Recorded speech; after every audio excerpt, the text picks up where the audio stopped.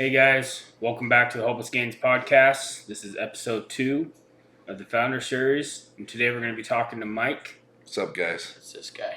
He's the VP of Hopeless Gains. Well, you ready, Mike? No. No? Let's dive in. All Let's right, do it. let's do it. So, Mike, the first thing I want to know is what drove you to join Hopeless Gains when I started talking to you about it. I'd say the thing that really drove me to try and join was that got me excited to join, because I don't know that anything forced me. I forced myself upon you. That's how it was. I should leave the room for this. You should. You were not involved. You were an afterthought. You told me the mission, the vision, I guess, more behind Hopeless Gains and what it was hoping to accomplish, and having dealt with so many mental health issues and being a man not allowed to talk about them, I was excited and on board and wanted to try and make a difference. Okay. So you talk about the mental health that I was talking to you about and how not talking to about it. Have you experienced that where you felt like you can't talk because you were a man? Yeah, on more than one occasion. Probably some of my earliest memories are early 10, 11, maybe even 12 years old, bringing up emotions and being made fun of for it by family and friends, and told that that's not how men feel. You just need to man up and quit being a pussy, or a sissy in today's world. Yeah. PC, we're PC now. We're not. If you're PC, you're gonna hate us. Yeah. Yes. But then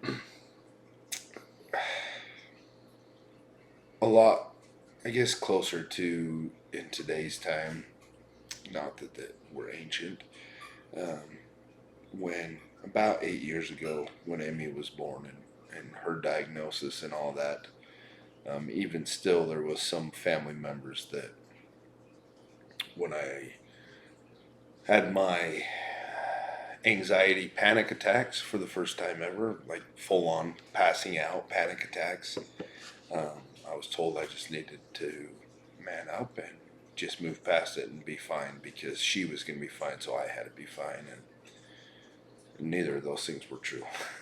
So, yeah, I don't know. I don't know. I mean, do you want to elaborate a little bit on that? I mean, what were you feeling at the time? Like, we always talk about breaking the stigma. What were some of your feelings when these first started happening? Like, what road did you go down when you heard about Emmy's condition? I gotta say this now to get it out there. This is probably gonna be like pulling teeth for you guys, because I am the type of person that's always there for other people and don't ever share. I just listen and help other people. So I always feel like I'm being a burden when I'm sharing even the simplest things. I don't know. I'm sure there's others that can relate. That's why we're here, because you're not a burden. No, you're not. With Emmy, so Emmy's our second daughter. She was born February 4th, 2015. And it was a much easier and better birth than our oldest had been. It was a scheduled C-section.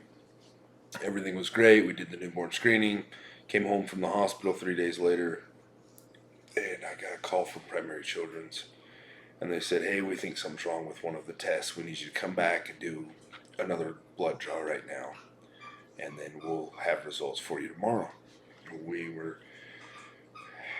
So we did. We drove down there, and we were trying to convince ourselves that nothing was wrong, that she was going to be okay.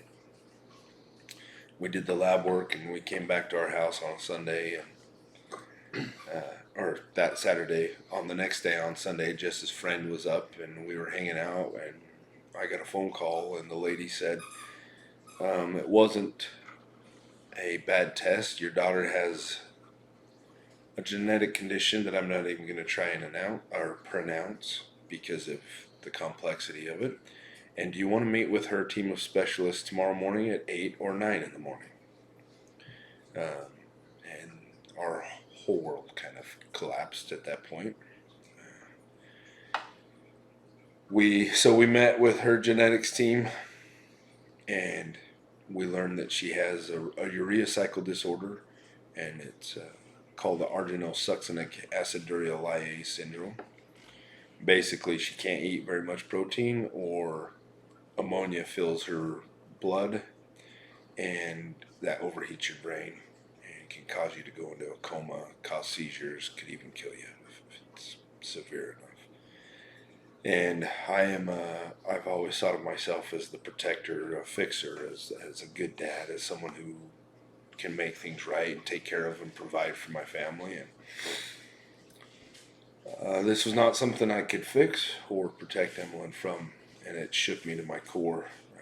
My belief of who I was as a man, or the fact that I even was a man, was questioned, mostly by myself.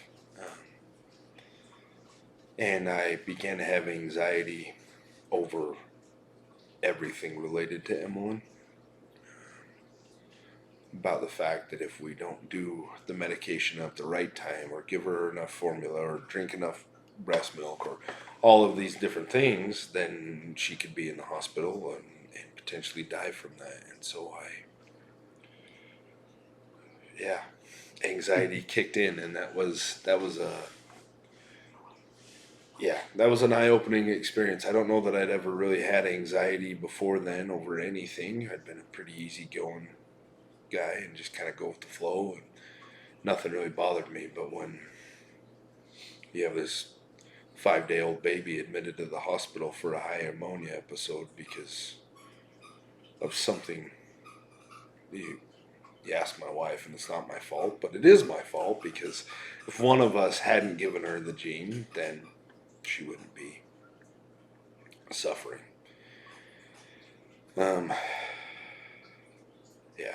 That was the beginning of a long, many years of mental health, mental struggles. In fact, I still struggle with it. Our insurance made some changes recently, and we had to put her on we had to test a new version of an old medication, and my PTSD came back.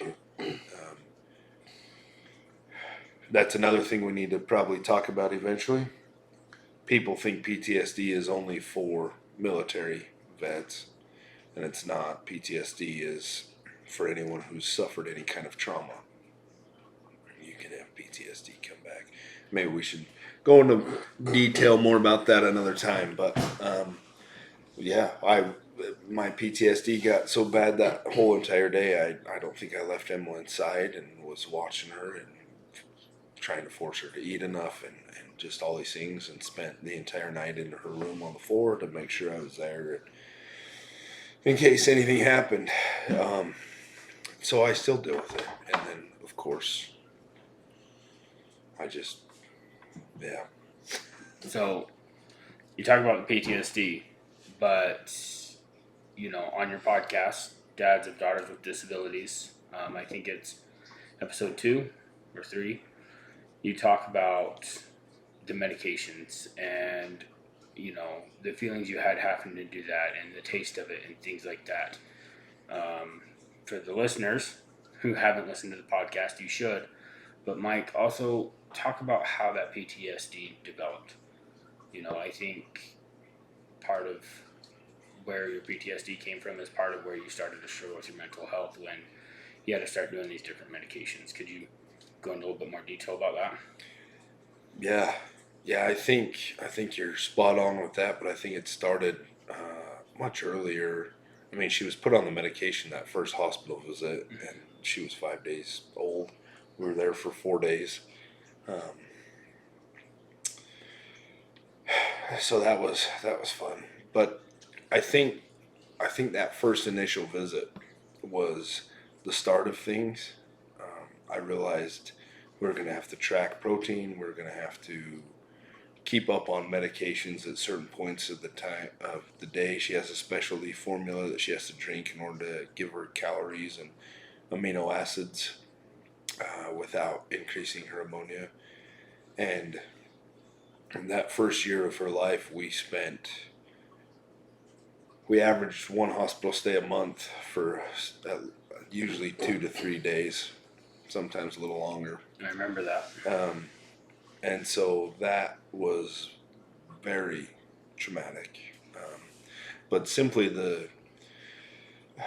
a big part of the trauma and I think the trigger for me was we thought we had this beautiful, healthy little girl.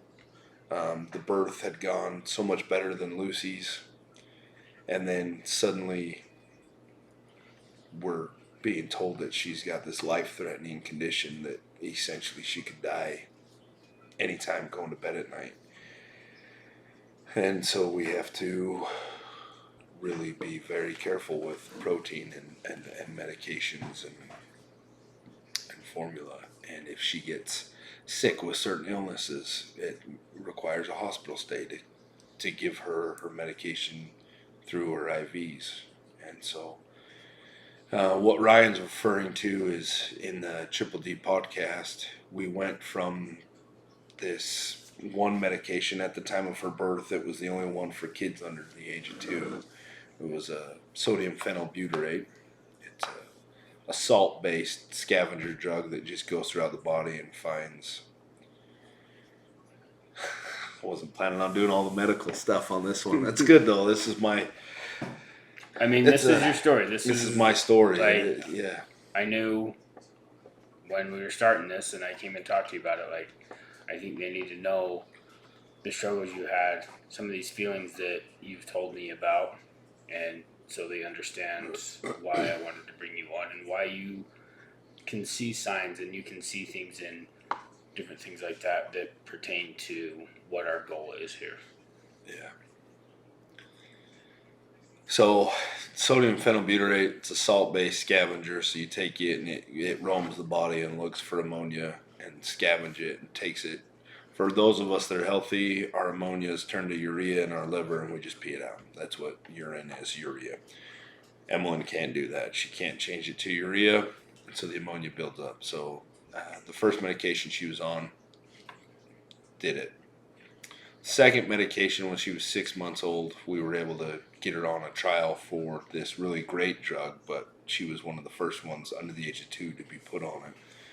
And it's a glycerin phenylbutyrate, so it's an oil-based scavenger drug, basically. And one of the amazing benefits of it was because of how much salt the other one had in it. She was in her brain was in a fog. And at 6 or 7 months, she wasn't sitting up by herself. She wasn't pulling herself up to furniture. She wasn't crawling. She wasn't doing what we thought should have been normal infant things. After 2 weeks on this other medication, she went from that to pulling herself up to standing at furniture, sitting by herself, to doing a little... She never really crawled. She kind of did, but she went into this knee walking where she'd get on her knees and then just walk on her knees for a long time. It was the cutest thing. I have so many videos of it. It makes me so happy to sit and watch that. And so that was such a miraculous change and such a great thing for her, and it improved her ammonia levels decreased even more, which was great for her, to safer levels, kept them under control better. And so for us to have to go back to a different version of this a new version of this sodium phenylbutyrate, even for just a couple of days to test, to do this trial, was triggering for me and caused me to spiral pretty quickly, actually. I even knew when we were planning on starting it and had prepared myself and thought I was ready and hit like a ton of bricks, and I was basically worthless for an entire day. So, 2 days, basically. But anyways. But throughout all of this, I've really struggled with not just the anxiety, but I've had depression over the years because of this. Because I felt like I've just blamed myself, and then one thing after another piled on. First, she got the disorder, then with all the hospital stays, and then she started with seizures and medication for that, and just all of these different things. I just have beat myself up about it so much that if I could have done something, I should have fixed it, or I could have fixed it, or it's my fault. And it caused me to, like I said, become depressed at certain points in our lives since Emmeline's uh, diagnosis, become suicidal. Not to mention that first diagnosis, there's been several job losses. And I know Jessica gets anxiety every couple of years. It seems I have changed jobs, and part of that's been other opportunities have come along, but part of that's been because the stress and anxiety and depression was always, it would catch up to me at those points, and I would either just quit and then be miserable for a while and then force myself to find a new job or try and find something that was better, because then I was no longer, I was always avoiding my emotions. I think is a big part of it. Yeah. I was, I would become complacent in my job. I'd get used to it so much that I could do it almost without thinking. Um, and so then I would be forced to sit and think about and try and deal with these. And I didn't know how, and I didn't want to. It was always terrifying for me. And so I would find a new job, because then it meant I had new problems and new struggles and new things to focus on instead of what I really needed to focus on. And one of the worst ones was we moved back from Ohio. I started working for Springville City, and I needed a shoulder surgery. And the administrator there at the city told me, sorry, you're welcome to have that surgery, but you won't have a job waiting for you when you get done.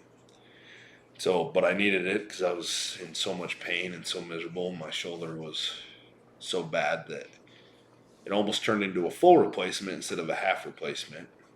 But after that, I got a job working at Chick-fil-A, working fast food, and most people who have worked fast food know that as a father of 3 girls and a provider of a family of 5, making $14, $15 an hour, you can't provide for your family. There's this one night in February of 2019 where I just was done with everything. I had quit going to church. I'd started drinking pretty heavily. And Jess she would go to bed early because she was working at a bakery, so she'd get up at like 2 or 3 in the morning. And one morning I remember getting up as she was leaving, and I just grabbed the gun and was sitting on the edge of my bed with the gun in my hand, working up the courage to just end my life, because I felt like a failure, because I was unable to provide for my family, because I couldn't fix Emmeline. I wasn't a good husband. I struggled with, my depression was so bad that Jessica was going to work at 2 or 3 in the morning and working 10 or 12 hours, and then coming home and being forced to then clean our house and make dinner and all these things, because my depression was bad, but I wasn't on medication for it yet.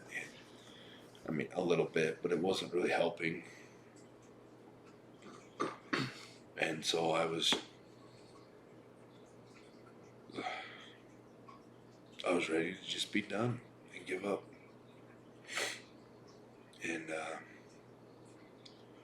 as I brought the gun up to my head, Alice, our baby, she wasn't even a year old yet. She cried in her sleep.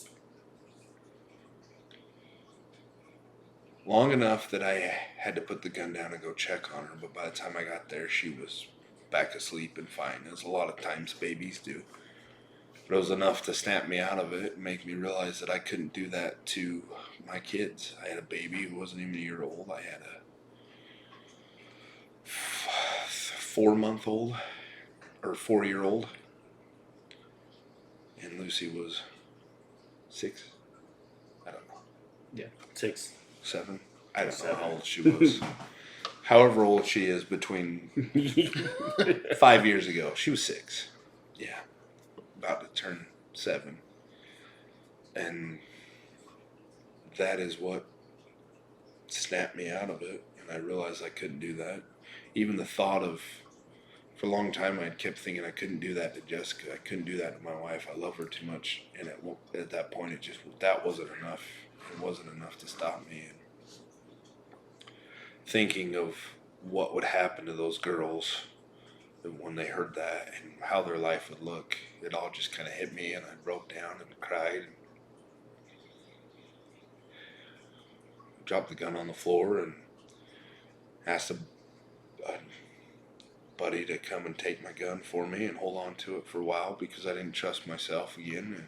And you'd think that would be the point that I started to try and learn positive coping mechanisms. It's not. I was still, at that point, I was still eating my emotions most of the time, which of course then would cause me to feel worse about myself because I didn't like how I felt afterwards. It was later that year, that was February and August, I finally decided, hey, I was 335 pounds. I said, I'm done. I have to go up and down stairs at work. I have to walk downstairs to get into my basement apartment we're renting. I'm tired of being out of breath and not being able to crawl around and play with my kids. And I started to make a change. Started eating better and going for walks. And that was all I could do for the first 30 days. I couldn't go more. I walked about a quarter mile out and a quarter mile back on my lunch break and had some chicken. And I followed what do they call it? The warrior's diet. Yep. I ate 4 or 5 eggs for breakfast. I ate 1 or 2 chicken breasts for lunch, and then whatever Jessica made for dinner. And in that first month, I lost 15 pounds and got to the point where I could go out and started walking more than a mile one way and then back, and started rucking, throwing on a heavy pack and then walking as fast as I could a mile or so out and back, and then got into the gym and started lifting again. And that's when things started to get under control enough that I realized I had to make a more significant change. And I went and got counseling. All at the encouragement of my wonderful wife. Jessica had been pushing for me to do that for years. I didn't think there was a problem. Because I was starting to take care of my physical health, I realized, ooh, hang on a minute. There's something wrong with me mentally. Yeah. I better go get some serious help. And so I started seeing a therapist, and I was going weekly for about 4 months. Telehealth visits, thank goodness, thank you, COVID, because I only had to do telehealth visits, but and then started doing like every other week, and then once a month, and then now it's just a as needed basis. Like, hey, this thing with Emmy, my PTSD came up. Hey, I didn't know how to handle this. I need to be able to be prepared for this in the future.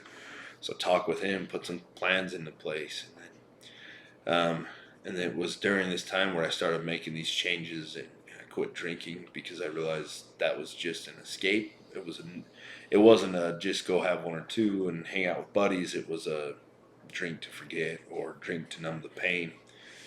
And so it's been since March of 2020 since I've had any alcohol, and I quit smoking. Because I also started doing that because that helps your anxiety. 100%. Every Not- time. Just throw more things on top of it, right? It helped until that nicotine wore off, and then it was way worse. But that Crazy. was a pretty brutal couple of weeks while I quit smoking on Jessica and the girls. And then it was about that time that you told me you were getting it back up and running, because you had mentioned the first time, and I was super excited for you, and you gave me one of those original tank tops, and I was all for it, and then you were like, hey, I want you to come help me with this? And I was like, dude, I'm in. And I think if you'd approached me anytime 4 or 5 months earlier, I don't think I'd have been in a place where I could have felt like I could be of benefit to you or to Hopeless Gains. The timing was right. I'm just gung ho. Yeah. At least that's what I say every day. Anyways, You got any questions you want to ask? Yeah, I got a question for Mike. go for it, big guy. So one of the things we're going to talk about later on in another video is difference between hobbies and outlets. So, just quick overview. Outlet is something that you enjoy doing that helps get your mind off of whether you have anxiety, depression, whatever. Hobby is something you've done your entire life that you love doing. So, Yeah. Mike, what has been some of the outlets that help you cope when you're having bad thoughts or just a weak moment mentally, like we all do? Well, I have had a long list of both positive, mostly negative. Mostly negative, unfortunately. I've been trying to turn them into positive ones. And as I said, I quit drinking. I started going to therapy. A lot of people, I was ashamed to tell people I was going to therapy, I'll be honest. Especially as a man in today's society, that's still looked down on, or people are like, oh my gosh, are you okay? No, I'm not okay. That's why I'm going to therapy. What kind of stupid ass question is that? I got the same thing when I went, and I hit it too for a long time. But there are a lot of people now, when I tell them that, they're like, oh, I probably should do that. That's so strong. Like, dude, that's inspiring to me. Men and women, both are. I've had ladies that are like, oh, wow. I keep telling my husband, are you okay if I tell my husband you go? Because then maybe he'll go and get help. Of course.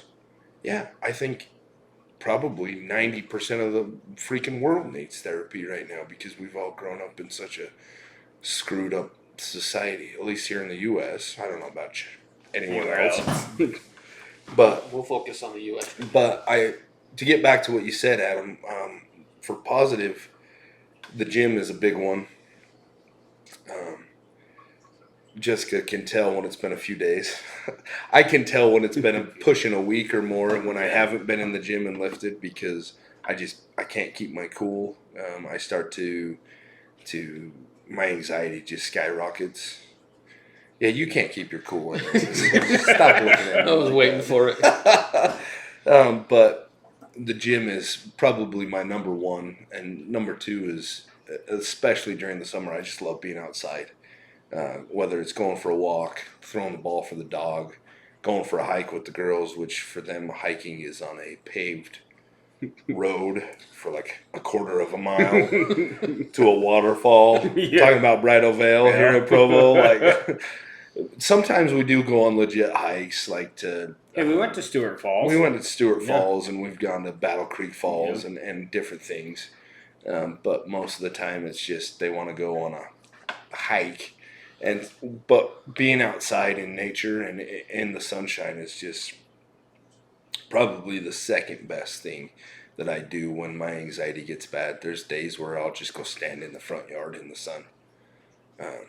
Even in this 100-degree heat we're having right now, it's worth it because something about being outside without my electronic device in my face, just staring at the mountains in the sunlight is just, some days that's enough.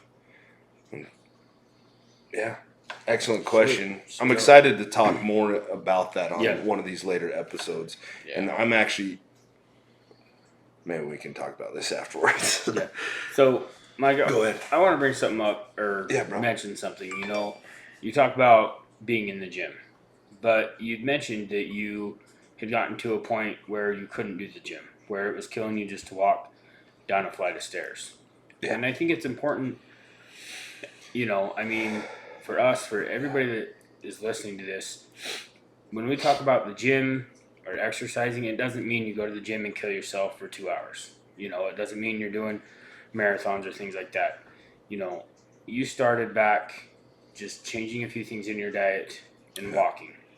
And I kind of want to know, when you started doing just that little bit of walking and stuff, you said it helped, but could you elaborate? Like, how much did it help? Like, I mean, mentally, when you were doing these walks, were you able to get some clarity? Like, and then you felt better? Just something as simple as a quarter-mile walk.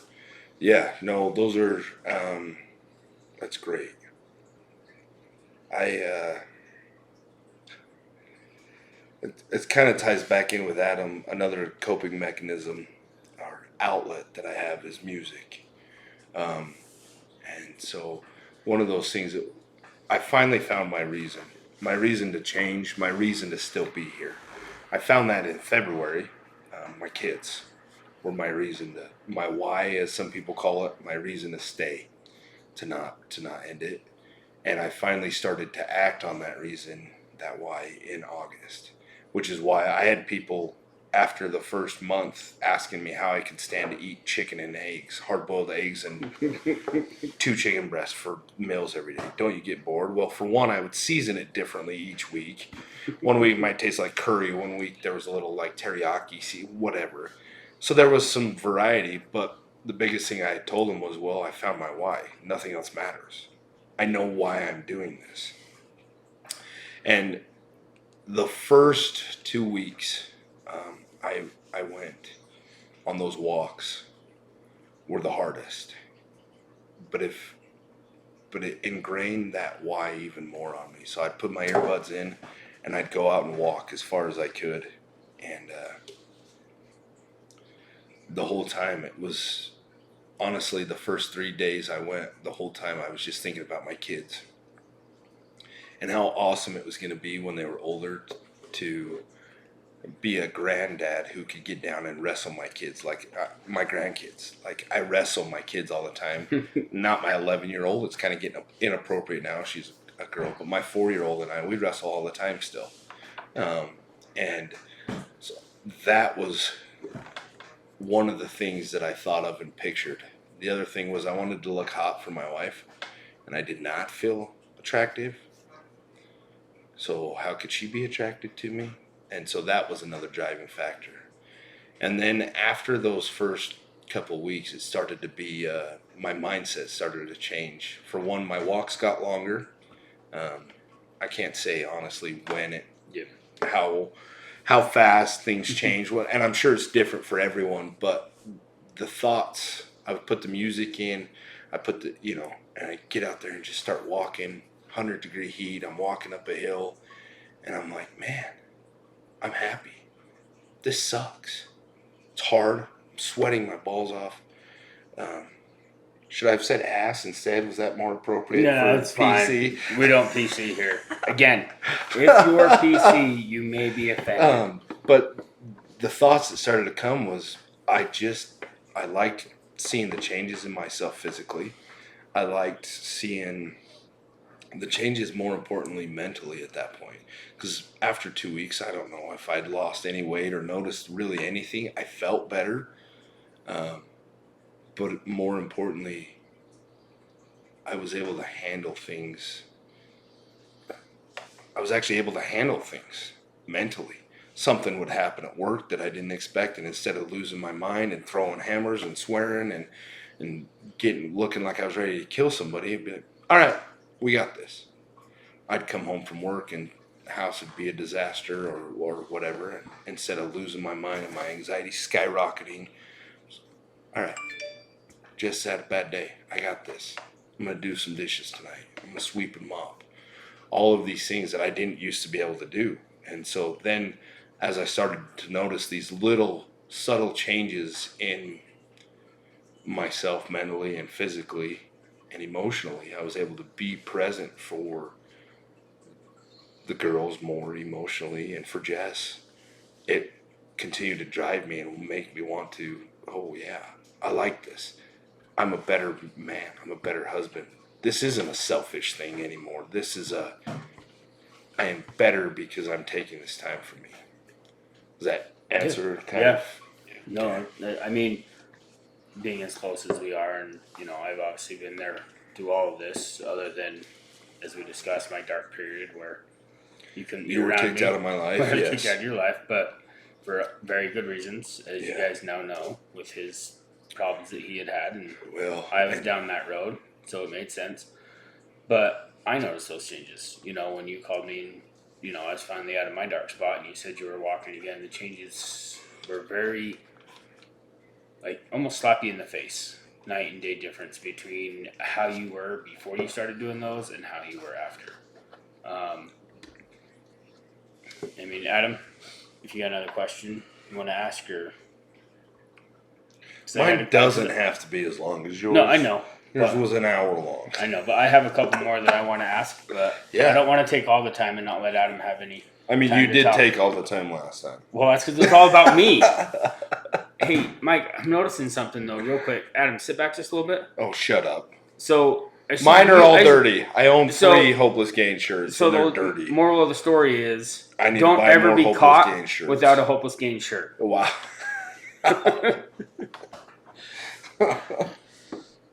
It's okay, I'm your HR representative. I will represent you right now. You, sir, need to back the. Yeah, please. This is hostile. I make hostile work Do you environments. feel threatened? I do. Okay, Please help me. So, go ahead, ask him a question. you're naughty. I know. Oh, man. We make humor because of how difficult these topics are to talk about. We do think these are serious topics, but sometimes the best way to cope or feel with these things is sometimes you have to make that humor to lighten the mood up. And that's, hopefully you guys understand, this isn't because we think it's a joke. It's because we all make humor, and that's kind of one of our mechanisms, coping mechanisms, is we make Yeah. humor when we start to go down these roads. Kind of helps the Yeah. demons deal with our demons in a different way. And we were going to ask a question before we got It does. on this squirrel tangent. Squirrel. IDD. So, Mike, what? We already talked about outlets and everything else. Yeah. What besides like going outside and going for hikes and everything else? Is there any other things that keep you from going down the dark path? Other than that we've already discussed.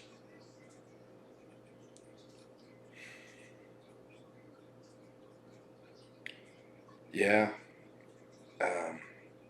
It's like I said, in February 2019, I found my why, my reason for being here. And some days I'll spiral for days and weeks, but then somehow, some way, that thought of my kids comes back and snaps me back out of it. And some days I feel like it comes back to why we call it hopeless gains. Yeah. Some days I've been making all these huge strides and making progress and feeling good, and then I'll spiral and feel like I've completely undone everything that I've done. But that is, I don't know if that answers your question or not, but it snaps me out of that Again, that hopeless fall. that hopeless spiral, and helps me to be like, okay, I'm back, I got this. And then I just start over with I know this process is working. I've taken 17 steps forward and I just took 15 steps back. I'm still further ahead than I was last year or yesterday or whatever it was. And I just start making the progress again, because I still want to be the fun grandpa when my kids have kids of their own. I want to be able to throw Alice over my shoulder, Alice and Emmy over my shoulder, and go racing through the parking lot with them to try and beat Jess to the car when we're grocery shopping. Like, those things still matter. I want to look good with my shirt off for my wife. Like, that still matters to me. But there are times where something will happen, a trigger will come across, and I'll spiral for days, and I'll get into my negative coping mechanisms, which the biggest one for me is eating. I used to be drinking my emotions, and now I just eat them. And I'll go on a binger for days of just eating garbage, and tons of it. And so then I have to undo everything that I have to redo everything I just did, because I just undid it. And but just once that, I think that's probably the most powerful thing for me, and it's probably the only thing that's saved me, is I found that reason for still being here, that why. And I just have to remind myself of that. And some days it's every day I wake up and I know why, and I'm marching and I'm doing good, and other days it's, damn, I haven't thought about my kids in a week. What am I doing? Yeah. And then I snap out of it and keep moving. No, I think, Mike, you texted me the other day, and I think you just kind of hit why Hopeless Gains is named the way it is. Like, you said that you felt that maybe I made this just for you. Like, that I made Hopeless Gains just because of you, because of the times that, you started, you've fallen back. But I've been there. I mean, you guys heard my story. You two know it better than most people. We all do that. You're going to have those days or those weeks or months where you're just continuously falling backwards. But the biggest and most important part is to, you know, hit a point where you're like, okay, I got to keep going forward now. And it kind of leads me to this question that I wanted to ask you. Yeah. You've got a lot on your plate. We all do. Everybody has so much going on. But, what's been the biggest struggle so far with doing Hopeless Games? Like, it's not been, I know it hasn't been easy peasy for any of us. But what has been, in your mind, the biggest struggle for you to continue to help break the stigma and continue to grow Hopeless Gains? I'm not sure I understand what you're asking. You mean like what is it that I'm bad at doing to help us grow the business? No. Like, because that's how I took it. No, Where no. you do suck. Yeah, the Instagram posts. That's No. where I suck. No. I'm not good at those. Yeah. I don't do them often. Neither do I. But no, meaning, we've had days where, we'll be super dedicated, motivated, just driven to do this, and then, we slack off. Like, is that the biggest struggle, is just trying to keep that motivation with trying to continue doing this? It goes kind of deeper than that. I think motivation for me is only a surface level thing. Discipline is what it is, and the times in my life where I'm more disciplined, my mental health is much better. But I've recently started reading a book, and they are not a sponsor of ours. The Arbinger Institute put out a book called Leadership and Self-Deception. Great book. My therapist recommended it to me. I started reading it. I'm almost done with it. And I found for me that in any aspect of my life, if I let myself get in that box of self-deception, everything starts to fall apart for me. Okay. And so if it's something at work, if it's something in a relationship, if it's something with Hopeless Gains, and essentially the gist of the self-deception, if you haven't read it, go read it. It's life-changing. Whether you suffer from mental health issues or not, it's life-changing and will make you a better person. But the gist of the book is that we get in this box of self-deception. So anytime you feel like or think, or it really is feel. If you feel like you should do something for someone, like example, today I wanted to lay down on the couch and take a nap, and Jessica was out getting a massage. Then she was going to do some grocery shopping. I wanted to just lay down and take a nap, and I had the feeling that, hey, you know what, I should get up and do the dishes, and check on the girls, and a few other things. There's been times in the past that I'd be like, nah, it'd be all right. I'll do them later. And that's self-deception. And then it skews your outlook on everything. Today I got up and I did the dishes. This was after I'd gotten up and gone to the gym and cleaned our garage and a whole laundry list of other things that was already on my to-do list. This was not something that had been on my to-do list. It was something that I just felt I should do for my wife. And I did it, and then all of these other things that my discipline stays there. When I have those thoughts of, hey, I should tell this employee at work this, or hey, I should stay up tonight and sweep and mop for Jessica. Nah, I'm too tired and I go to bed. Or hey, I'm supposed to make my Hopeless Gains post today. Nah, Ryan's got it. Whatever it might be, whatever those things are, when I don't do them, it spills over into everything. It's the exact opposite of discipline for me. when I am disciplined in the gym and with what I'm eating, I'm disciplined with Hopeless Gains. I'm disciplined with what I'm being a better husband and a better what I almost said wife. Well, But some you're my days, wife. yeah. Being a better father, Gonna leave better the room. employee, better business runner, better. All of these things are better, and it's the exact opposite for me with self-deception. One of those boxes doesn't get checked, or I step into the box in one of those areas, it bleeds over into everything, and then that's how I start my spirals. I've come to realize recently that's usually what starts it for me. And looking back, I can directly correlate that with how close I came to ending my own life. I had spent months, probably more like years, It was in the years. box of self-deception Yeah. because of, well, this is so hard. I'm so upset. Woe is me. Whatever it might have been that first got me in that box. But I had ignored all these little things that I should have done for my family, for Jess, for my girls, for my parents, for my jobs. And I slowly just was, it wasn't even slowly. The spiral gets faster and faster and faster until I was at that point. And so that's the battle that I face every day is there something that's out of my normal to-do list that I feel like I should do for someone else? I mean, hell, there's been times it's even been like I felt like I should get out and stop and help this car that's broke down on the side of the road.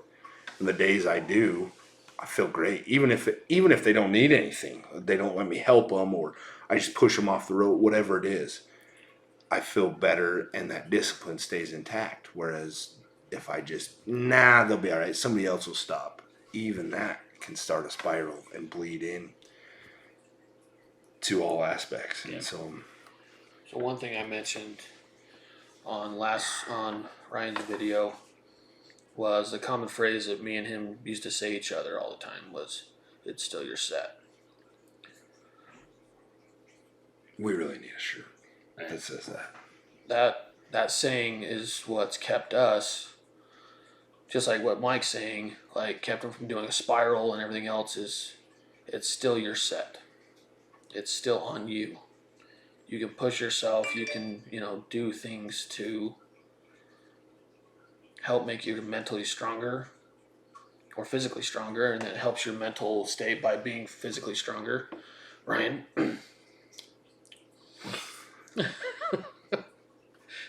We tease him a lot. He likes the gym. A lot. Maybe more than I should, but It helps. yeah. Mike, I think you said something really powerful there that I just want to kind of reiterate at the end of this video. You talked about how if one aspect of your life starts to slip, that it seems like everything kind of starts to slip. Yeah. And I think when you answer that question, I think that's perfect, because I think that is the biggest struggle. It's not, oh, I'm excelling at everything and this is why I struggle with this. It's, well, this happened, or I let this get into me, or this demon came out, or this spiral started, and then it affects your whole life. I think part of mental health is it's not just one aspect. I think there's so many different aspects that you could cover, and we just don't have the time to talk about it. But I think that's super powerful, that sometimes it's not about the motivation. It's not, I'm motivated to break this, I'm motivated to do this. It's disciplining yourself that, I need to do these things, I need to do this, I need to do this. Because if we don't keep that discipline, then it's real easy to go down that slippery slope. And don't get me wrong, motivation can be great It can. to get you started, but motivation got me through the first day of walking and eating chicken that was cooked simply with salt and pepper in the oven. Yeah. Got me through one day and I was done with it. And then I had to decide, am I going to be disciplined and do this? Do I really want the change or not? And it started. I was disciplined. So, yeah. Awesome. Well, Mike, I really appreciate you opening up and man. talking about stuff. So, you guys, we look forward to seeing you again in the next video, where we're going to sit down and dive into Adam. Yes. We will dive into all of Adam's problems. Adam. It's gonna be like a 7-part series. Yeah. I'm just kidding. Maybe 8. Maybe 8. It'll be an XXX parody. But the only thing I gotta add, if you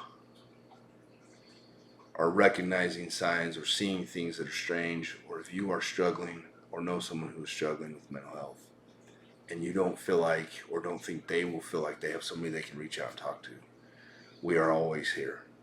We all are connected. Well, Adam's not yet. He's slacking. We are all connected to our social media. So if you direct message us, it'll come to all of us.